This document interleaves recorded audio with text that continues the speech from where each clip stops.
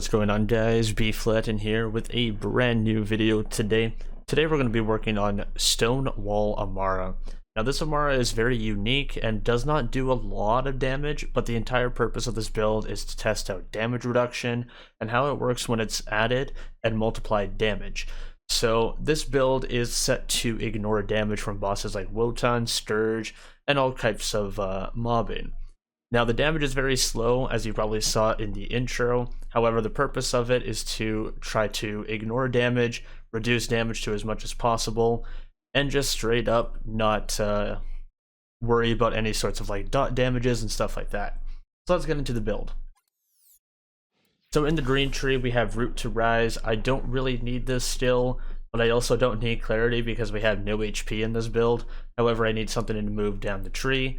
So we want to max out Personal Space, and whichever one you want here to move down the tree.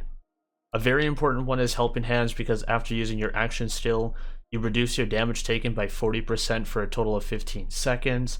Now, timing the 15 seconds is pretty important, but you don't have to have it as a necessity, just so you know when you're not wasting your action skill and having the 40% damage reduction proc. I use Mindfulness for the shield regeneration delay and movement speed so that I can improve my shield time, and also so I can get a little bit of movement speed, making it so that my shield of choice is going to be charged up far quicker. I don't have a perfect shield for this build, however it got very, very close, so Mindfulness will take away from it not being perfect. I have nothing in the purple tree because most of this is just splash damage and or melee damage, and I don't really do either of those, so purple doesn't benefit me at all. However, the blue tree is where we're going to be maxing out.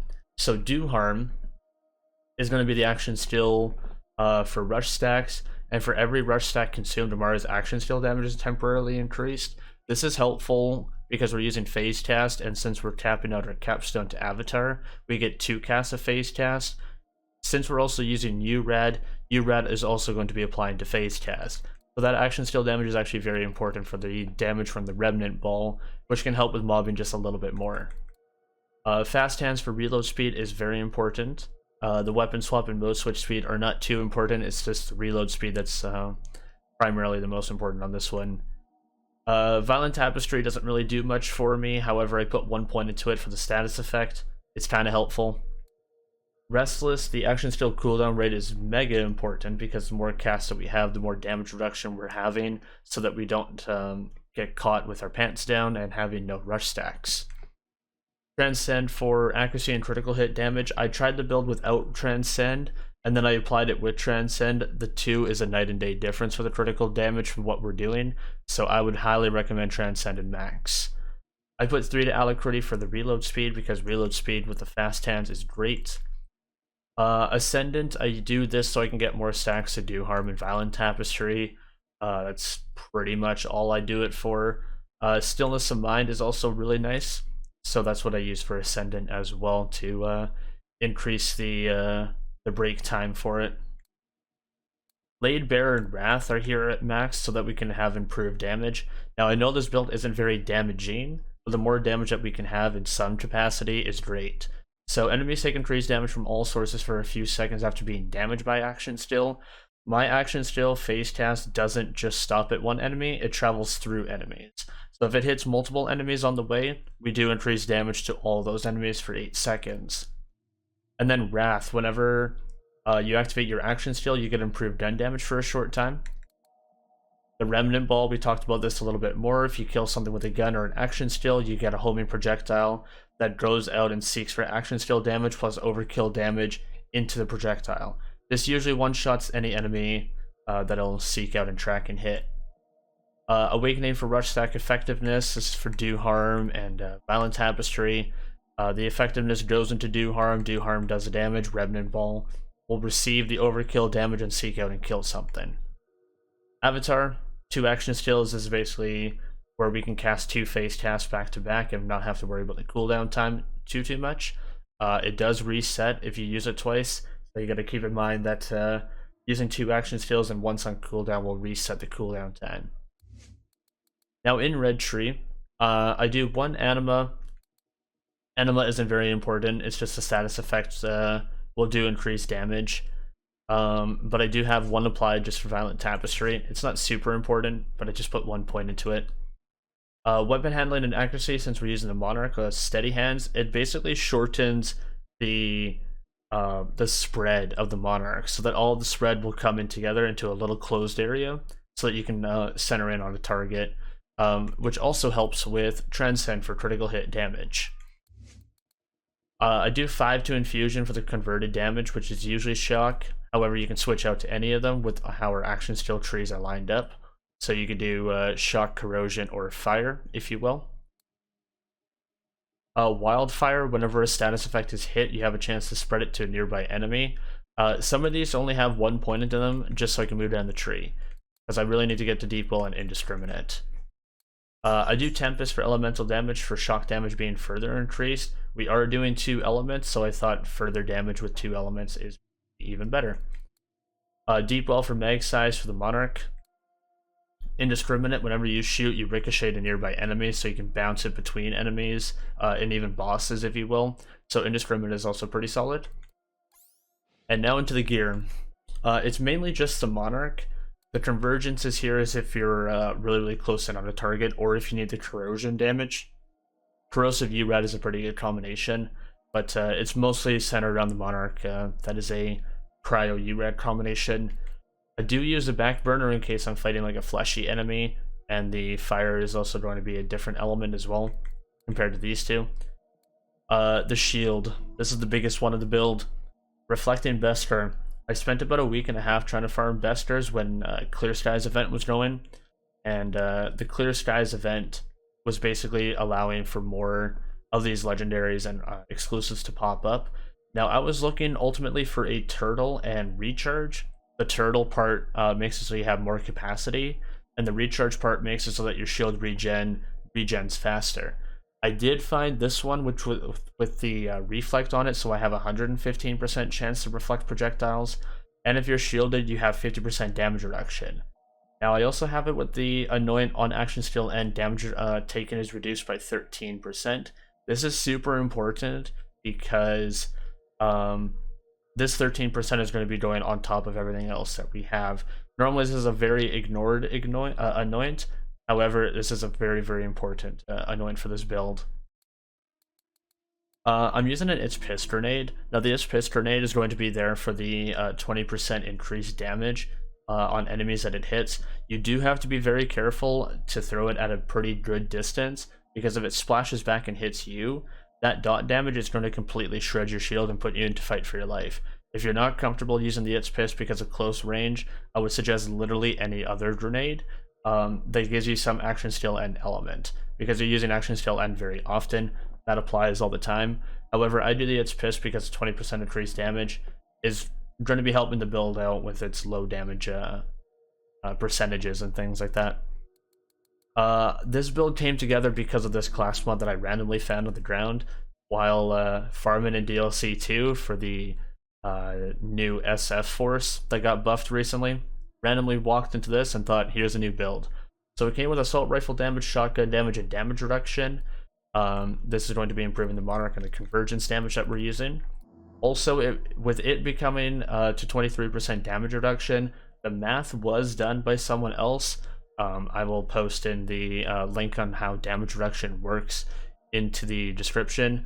But basically, to make it easier for everybody, because this rolled with 23% damage reduction, this will improve the damage reduction in comparison to a class mod that has 5 out of 5 helping hands by, I believe, a total of 5%.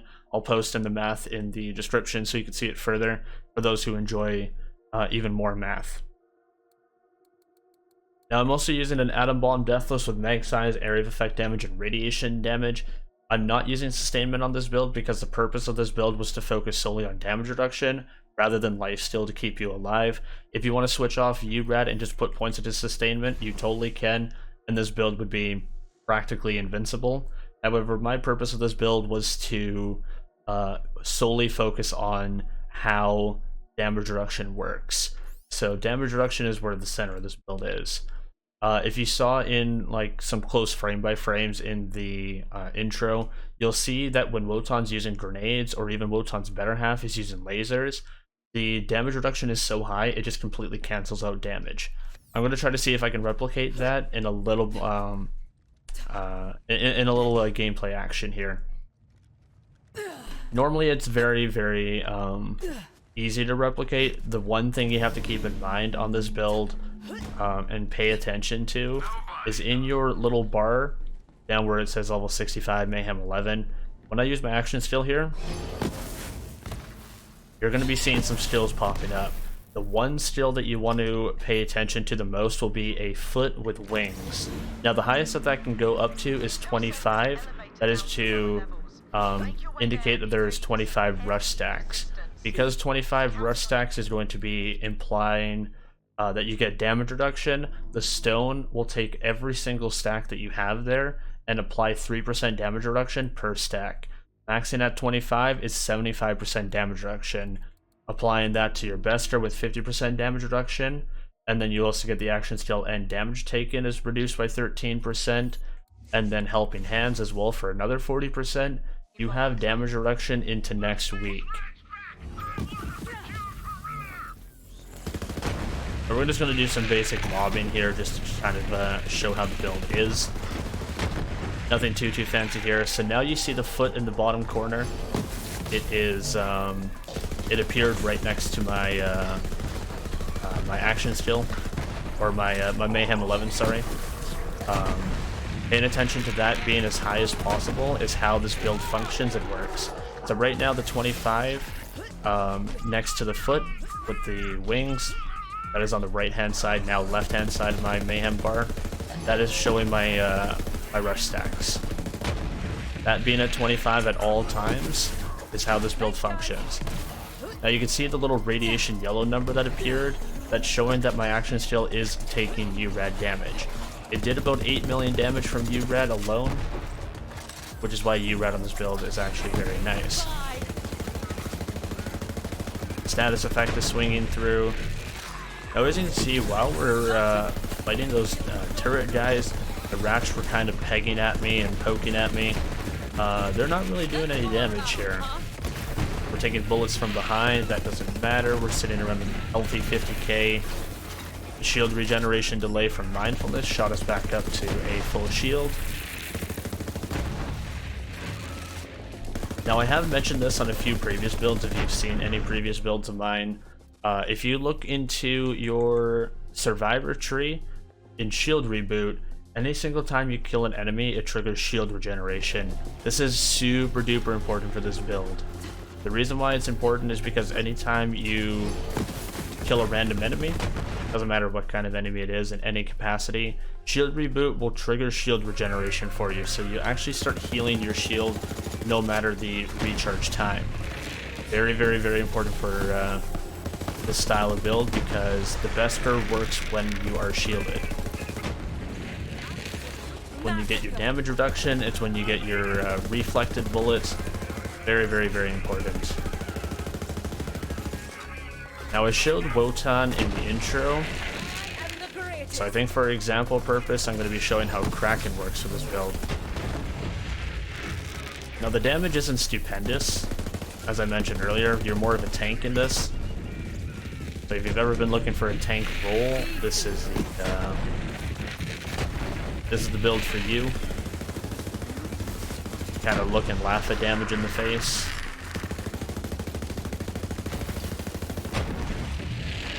It's a nice healthy 61,000 here, which is perfect. The door is ready, and I have my action skill with 25 stacks. I'm ready to open the door. You have cryo, I don't like you. 25 stacks is here. We have full damage reduction. Throwing his piss so we can get some damage here. Swing so I can get my damage reduction at a 53 extra %. We're on cooldown, we can swing it again. That wasn't the full 15 seconds, but that doesn't matter. And we kind of just laugh at the damage that Kraken and friends are doing. No fight for your life. We stayed above half of our shield the entire time. And now we can just walk slowly and regenerate the remaining of our shield and kill all enemies on the way. Now I'm gonna go ahead and display Valkyries really quickly and show you how it works for Valkyries. There is one Valkyrie here that can do a lot of damage, so you would have to watch out for that. That's Sigdrifa, the very first Valkyrie that will hop on down from this pillar here. Whenever Sigdrifa goes into that standing stance and like floats above the ground, it'll unleash like a shock hailstorm or whatever it is. That does a ton of damage to you, because all that shock damage is coming on your shield, and that really hurts. I'd recommend having phase cast up just before fighting Sigdrifa if you have the opportunity to. Yeah, see, Sigdrifa's gonna send it to me right away. I don't have enough damage here. There we go. If you can bypass that, you can make for a very easy Valkyrie phase. Everything else is straightforward as to what we had earlier. Remnant's probably going to kill that thing. Oh, Remnant got blocked by the shield. That's okay though. I'm not being very mindful to my distance for the It's-Piss grenade, so I gotta be very careful of that. Again, if you are not very careful with It's-Piss throws, if it does damage you, you probably will be going into fight for your life, so I would be careful about that. You don't want to use the It's-Piss grenade, any other grenade that you're comfortable with some form of action skill and damage would be recommended. I'd say action skill and shock is probably the best for you. It lines up with Tempest pretty nicely, and you can get a third element in there pretty easily. Okay, so we're going to focus on Sigdrifa again. Sigdrifa is a scary boss that is going to be doing that stand-up thing, and now it's dead. So now we don't have to worry about the barrage of shock. We can just easily pass through the remaining of Valkyries. Nice and easy. We stayed above half of our shield for the majority of that fight, didn't go into fight for our life at all, and that is how bossing works for, or bossing and mobbing works for this build. Wotan is in the intro, so I'm not going to travel over to Wotan for this. If you want to see the damage ignoring, I will try to slow it down for those specific parts. Otherwise, that is StoneWall Amara, testing out how damage reduction works in Borderlands 3. Appreciate you guys watching the video. It's very kind of you all. Until the next build, until the next guide, my name is Bflattened. I'm signing on out of here. Take care all. Later.